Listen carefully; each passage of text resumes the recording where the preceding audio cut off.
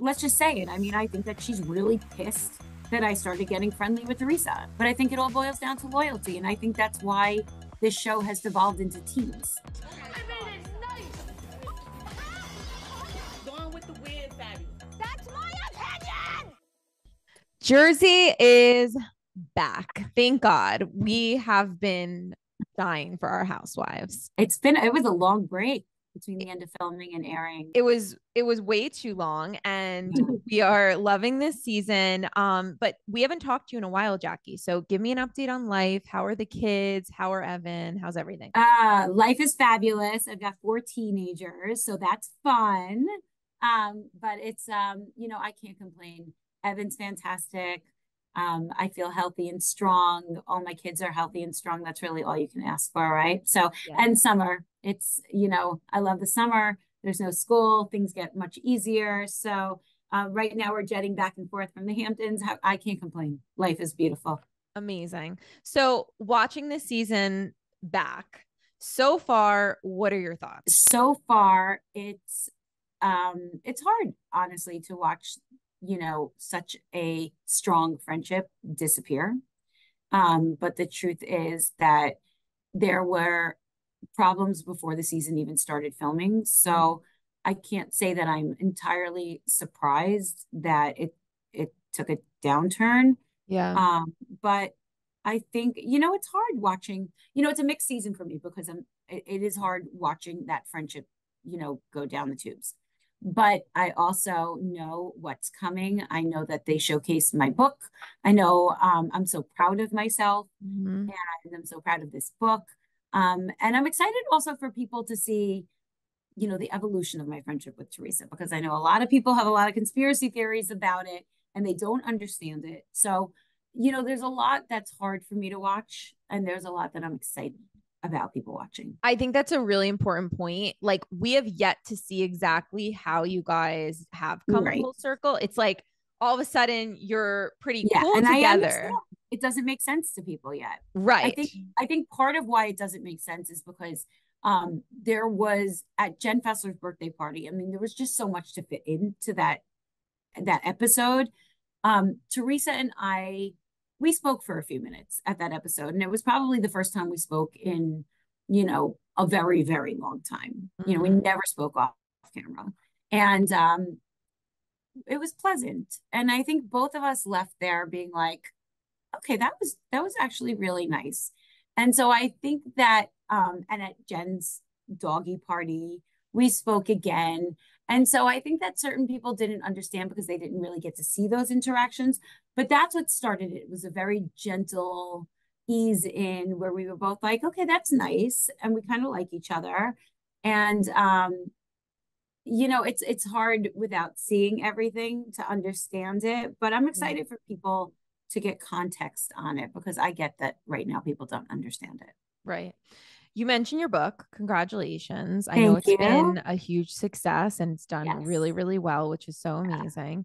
But that is also a big point of the drama last episode. Yeah. Can I explain that, please? Yes, Did you have please. a pointed question, or should I I spoke to Marge about this a couple of weeks ago, and she told me her side. So I would love to hear your side. Okay. So first of all, Margaret absolutely got an advanced copy of my book. What she didn't get was the soft cover, unfinished press copy that my publisher sent to people who asked me to be either on their TV show or their podcast to do press for the book. Melissa asked for me to be on her podcast. So my publisher, who had the books, sent one to Melissa. The rest of the cast all got an advanced copy of the book before it came out. But what they didn't get was an advanced copy 2 months in advance. Jen Fessler's birthday party was 2 months before my book came out. There was no reason for anyone to have my book then. The truth is that Jen Fessler and I are super close friends, like the closest friend I've ever had on the show. And she read the chapters. I wrote this book myself at my desk by myself. And as the chapters would print out of my computer, she would get them to be my eyes and ears, just to be another set of eyes. She read it before anyone in my family read it. So for those to be the two people that you look to, I think Margaret expected a level of loyalty that how dare someone else see this book before I did. And it was just, and I think she was just insulted. I don't think it's that she really wanted the book or cared about the book.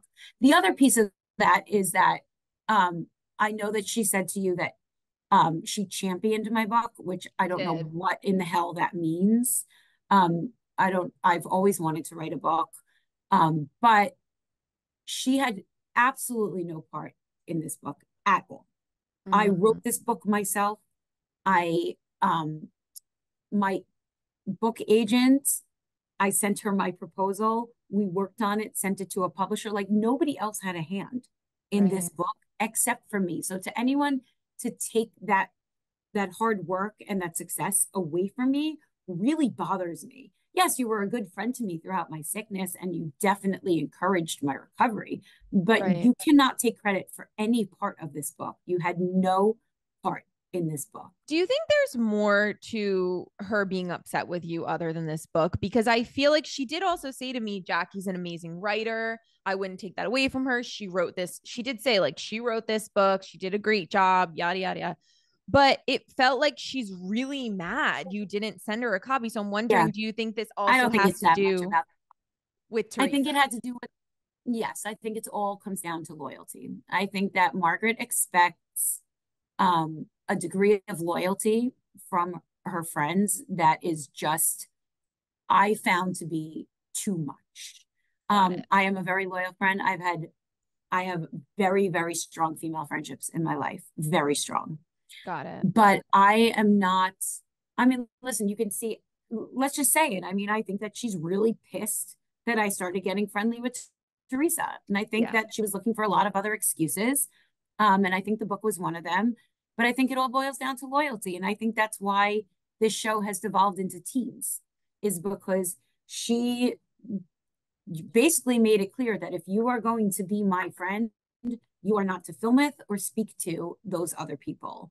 And that's not something that I was willing to do. I don't want that kind of, I don't want toxicity in my life right now. I don't want to fight with people if I'm not feeling it. Listen, if I still hated Teresa, if my husband still hated Teresa, I wouldn't have moved forward with her. But the truth is, I was over it. I really was. Evan's over it.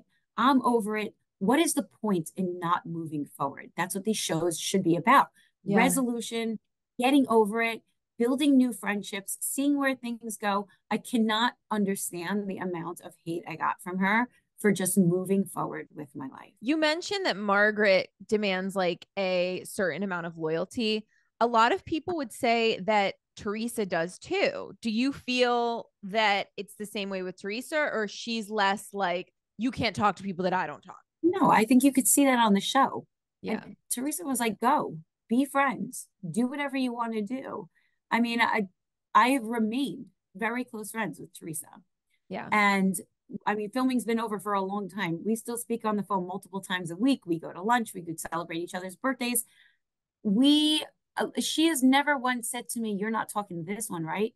You're never going to make up with this one. Like I don't think she cares that much. She cares about your friendship with her. You could see it in the season. And I'm not defending her. Listen, Teresa has done shit to me. I did shit back to her. Okay. But you could see in the season that she's not telling anybody not to film with anyone else or to talk to anyone else. She doesn't care that much. Right. Okay. So I'm curious just because I thought it was funny, but maybe you didn't think it was funny when Margaret says Jackie Giudice Goldschneider. Like, no, not Giudice, Judas. Oh, Judas. Yeah. Like, what was your reaction to that? Like, sometimes these quips on this show really are just a little bit funny. Kind of annoyed that that's stuck. And some people call me that now. You know, you'll see why she said it. And I think it's honestly a deflection. I think people will see that. It's a deflection of her behavior. She wants to pin things on me. Whatever it is, I could call a lot of things back to her. I'm going to choose not to. I'm going to take the high road and not contribute to any toxicity. I think it's sad that our friendship has devolved, but you know, you'll see why she did that. Okay. I just hope my nickname doesn't become Judas. No, I think we know enough on this show that by next season we'll all forget and it will move on to something else. So this is temporary. But so you came on as a full-time housewife. This Yes. season, you're not full-time. So Yes. did you consider not coming back? No, last season I was a friend also. Last season, season 13 was really hard for me to be a friend. I did not understand what was expected of me, what I was supposed to do. I was very uncomfortable with situations where I used to be a key player, now being on the sidelines. All of that disappeared this year. Yeah. I really, really embraced my friend role. I was happy with it. I didn't fight it at all. Ask anyone at this network if I called and complained one single time. I don't care to be full-time right now. Okay. I have 4 teenagers that would not thrive with cameras in their face right now. My husband does not want to be full-time right now. I'm saying it out loud and publicly because I'm not invested in being full-time right now. Whether that's something for the future, fine. Yeah. Okay. But I like this season, I was totally fine. So it was not a hard decision for me at all. I didn't complain one time. Do you know Dave Quinn? He wrote the I know him very well. So he was actually on the podcast a couple of weeks ago, and he was like, there's this like thing that being a friend of is like bad. He's like, it's actually like kind of the best of both worlds because you don't. Best. Yeah, he's like, I will tell you the one bad thing about it. The only bad thing about it is that people use it as an insult. Right. So that kind of like, I don't love that people have something to use against me.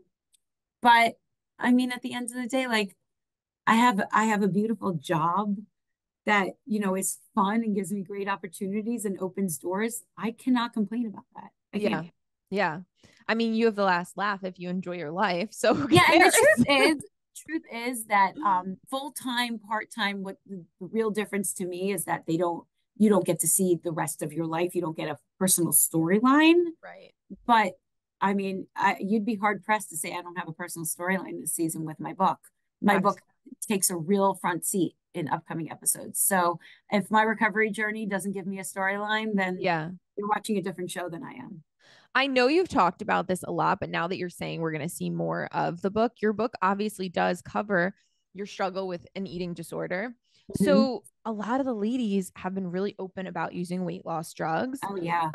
And their own journeys with their bodies. So does that come up this season? No, my issues with diet drugs, and I do have issues with diet drugs.